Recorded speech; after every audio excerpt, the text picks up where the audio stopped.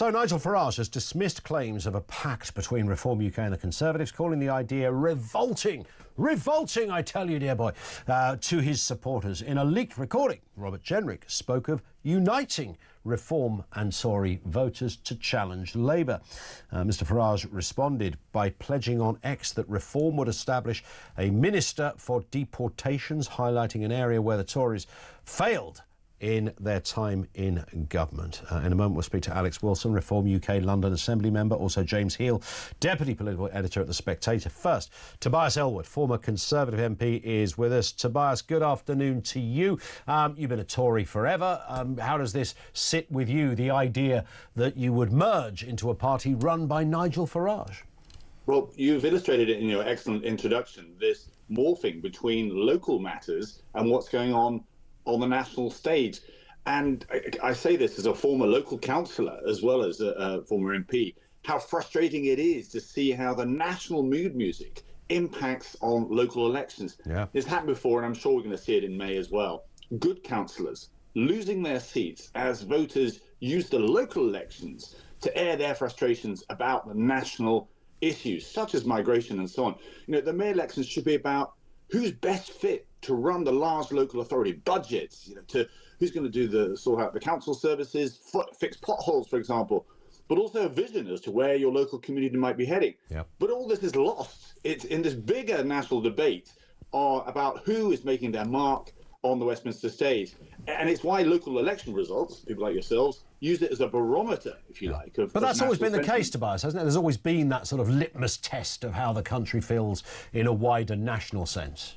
You're right. And I just felt the need to vent. No, you're absolutely bang on. It should be about who's going to fix the, as you say, the potholes and the parks and the like. It is. And so we end up talking about these wider factors. This particular elections, I think, are going to be very significant indeed. Reform, you just mentioned, there's a resurgence there. Many making substantial inroads and appealing to disillusioned voters, I would say, across the spectrum. But you've also got the decline of this two-party system, if you like, the fragmentation of traditional two-party dominance. And we're now seeing not just Reform, but also other smaller parties starting to make their mark, the Lib Dems and the Greens. Very, very different elections indeed. And of course, parties are sort of regrouping as well. Labour is seeking to reconnect with traditional voters. Sure. And I think you implied it too. The Conservatives are wanting to win back the disaffected who voted Reform last year. So much to absolutely play for. And then, of course, we've got the powerful mayors being elected too. But all this, as you imply, is being overshadowed by this debate about whether or not the Conservatives should somehow merge in some way with Reform. I've never known in all my time any deal being made before the elections. You may have coalitions afterwards, but let's have more confidence in what we stand for before we go into battle. But in principle, if we look at what is happening with the polling at the moment, if we look at what happened to the Conservatives at the last election, it was pretty grim stuff. I don't need to tell you that, Tobias. Here we are with a scenario where you've got these leaders and senior politicians in both parties.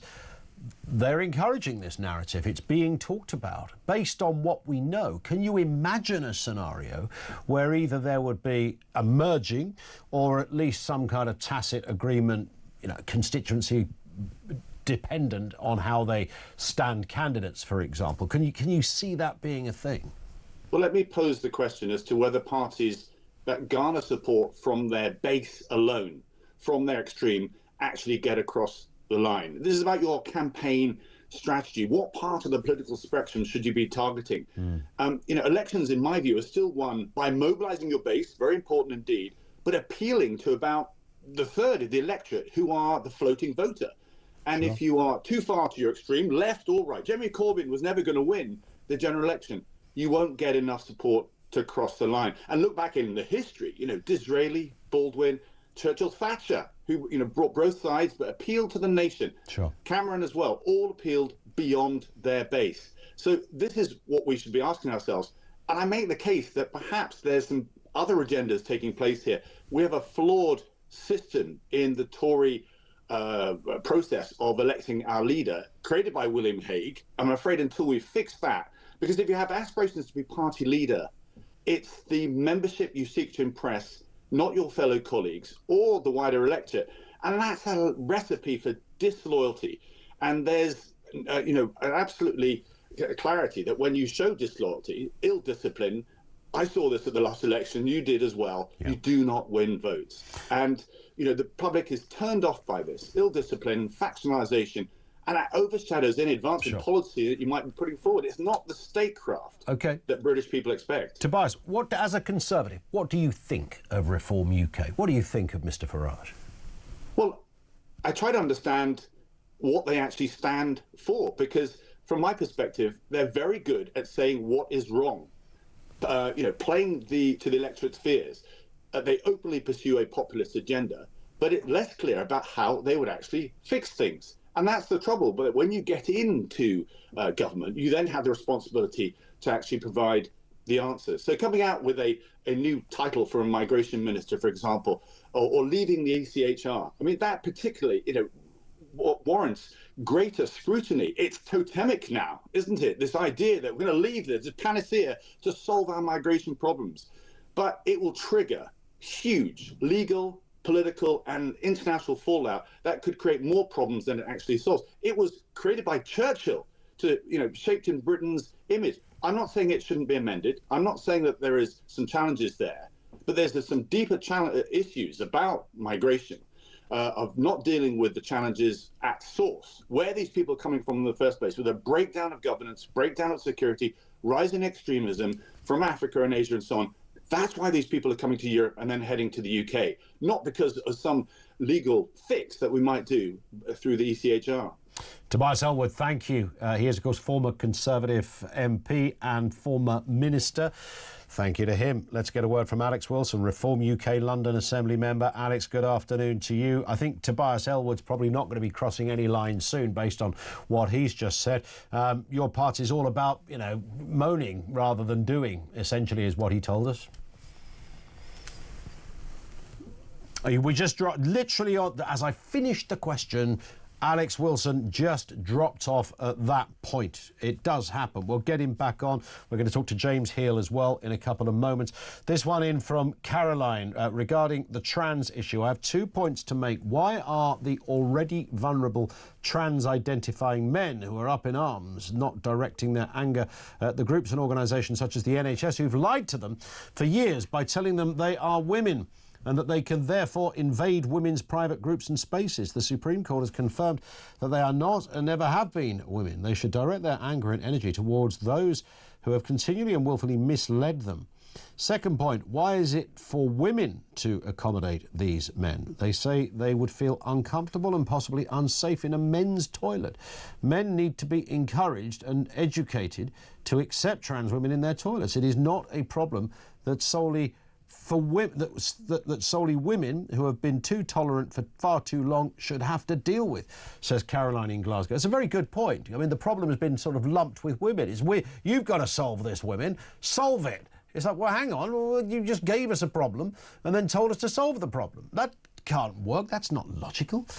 Let's get back to that issue of a pact, Reform UK and a Tory pact. Would you encourage that? Vote for that? Would it be the answer to everything? Would it boot Labour out of office? James Heale, Deputy Political Editor at The Spectator, is with us. Afternoon to you, James. I mean, there's a good chance it would boot Labour out of office, but is it likely to happen? Both sides going, no, it's revolting, it's a terrible idea. By the way, spoiler alert, they're lying, because something will happen between now and 2029.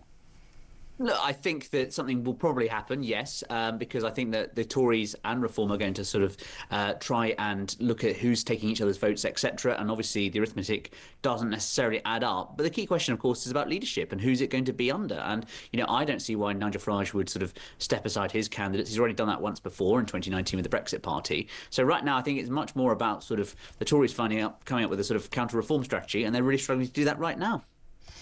Do you? I mean, obviously, there's a lot of play going on here. A lot of the idea that it's could happen is awful, says Nigel Farage. Revolting was the word he used. Kemi Badenoch, I can't remember quite the phrase, but said something on the lines of "It's my job to eliminate Nigel Farage," etc. So they're talking this talk, but secretly, I think Robert Jenrick's point is probably the one many Conservatives know to be the reality, and that is that if not a pact as such, but certainly some kind of constituency arrangement is going to be imperative if you're going to boot the Labour government with a huge majority out of office. Yeah, I mean, there's a whole range of different options, right? So that ranges from, direct competition to a direct merger. And there's lots of sort of different strategies along the way. So you could, for instance, have what some Conservatives want is a sort of inversion of last year, where you had the Liberal Democrats going after the Tories seats in the southeast and southwest, and Labour going after them basically everywhere else. So the sort of thinking in some Tory circles is, right, like, let's leave those places like Doncaster North, the Yvette Cooper's seat, Ed Miliband's seat, those places, etc. Those seats where Reform, there's 90-odd seats where Reform came second. Let's leave those to Reform, because the red wall isn't going to be going blue anytime soon again, and then we'll focus on everything else. Reform, though, saying, look, we're not going to just go after 100 seats. We want to be the next prime minister of this country. We want to be the next government, and therefore we need 330 seats. Right now, I think it's going to be difficult to see how anything happens in the next short, medium term. But I will say that I do think people are very much aware about this. Can this last or not? And you look, for instance, at Canada, the Canadian Reform Party is where Nigel Farage got his inspiration from. Eventually, the Reform Party ended up taking over the Progressive Conservatives and sort of cannibalising them. So I think that could be something long-term. But right now, it seems, I think we have to have a few elections in which the right is split in order to hammer home that message that something needs to happen. Yeah. Whether it means putting Nigel Farage out of business or getting into bed with him, that's the key question lots of Conservatives are considering right now. Indeed. I mean, could it be next week that this happens? I think that would be too soon. But I do think that will focus some minds on what it actually means, and where the Tory party's, I think, relative decline really will be illustrated next week when they lose 70 or so councillors. I mean, we talk, as you know, James, we talk to a lot of voters. There are many Reform UK voters, and let's be honest, most Reform UK voters were once Conservatives, it seems. I think that's reasonable. And many of them that I speak to would never, in even holding their nose, they simply wouldn't go back. They feel so bitterly let down by what happened with the last Conservative government for many reasons, not just illegal immigration. We're talking about trans issues a lot lately. Again, that didn't just start under Keir Starmer. That was well underway. The so-called woke issues, many non-crime, hate crimes, all of this stuff sort of flourished under the Conservatives. So it's the sense that, the Tories have kind of lost their way. They wouldn't go back. But simultaneously, there are a lot of Conservative voters that absolutely loathe Nigel Farage. They can't bear the idea that, that's not why they're Tories, to be in bed with Nigel Farage and Reform. That's not who they are as Conservatives. So it does work both ways. Yeah, absolutely. And I think that if you look at, say, half of Reform's voters, I believe that pollsters like More in Common have studied this. If they've got into bed with the Conservatives, they lose half their vote straight away. So the key question, I think, is going to be, how do you sort of get them together in a way that isn't sort of just dismissing them sort of voting blocks? Because voters are complicated. And also, there's a fair number of people who go from Labour to Reform. Right now, I just think we're in a completely different place to where we'll end up going. And I think that the current leadership, because I think Farage and Badenoch are such key characters, etc., in all of this. Until they go, I'm not sure that we can see any kind of unifying pact or deal. Spot on. James, thank you as ever. James Heale is Deputy Political Editor at The Spectator magazine. We've got Alex Wilson back on the good old-fashioned phone line. Alex Wilson, of course, Reform UK London Assembly member. Afternoon to you, Alex. We got you back finally. We were just, before you came on initially, we were listening to Tobias Ellwood. Essentially, he was saying, doesn't know what you guys really stand for. He knows you moan a lot, I'm paraphrasing here. Doesn't really know what you could do in office. So, are they taking you seriously? Well, they're going to have to take us seriously because we're leading in the polls. We're going to do very well next week in the various elections that are going on in key parts of the country. And I think the Conservatives, they haven't quite worked out how to respond to us yet. And these ideas sort of bouncing around. Look, Robert Jenrick can say what he wants. He's not the leader. He had a chance to become the leader of the Conservative Party, and his own members turned him down. So, for him to talk about trying to bring everyone back together and unite the right, it's for the birds. And I just caught the tail end of James talking about the sort of polling implications. And I think with both parties, both parties' current support, a large chunk of that would run a mile from this. I mean, last night I was at a branch meeting in Basildon, and I asked at one point, what would you guys think if we did a deal with the Tories? And I was almost booed off the stage at that point. Whereas for the rest of my speech, they were lapping it up. So it clearly there isn't an appetite in Reform for us doing this sort of thing. It would it would be a disaster. I mean, it's just the Tories, though, isn't it? It's just the Tory party. It's not like George Galloway's Workers' Party or whatever. It's not the Socialists. It's not, it's the Tories, for goodness sake. You're not that far away from them. Well, in theory, perhaps. I mean, I was a Conservative Party member for 21 years, very active, served as a councillor. worked hard to get lots of colleagues and friends elected, and I've still got a lot of friends in the Conservative Party, but they failed in government. They had 14 years to deliver a clear centre-right agenda, and they failed to do that. If they delivered on the economy, if they'd not committed to the net zero lunacy, if they'd not opened the borders, there wouldn't be a need for reform at all. So this is entirely their making, this issue, and we are responding to the fact that this country needs a genuine right of centre alternative to the Labour government and to how the Conservatives operated when they were themselves in power. And you're right that the polling does reflect that at the moment. It's not just one poll. There's been consistent polls that have shown a very similar trend. Does it not show, though, despite that, it would be pretty much impossible for Reform UK to form the next government just based on the mathematics? So some kind of agreement is almost not just desirable for some, but necessary.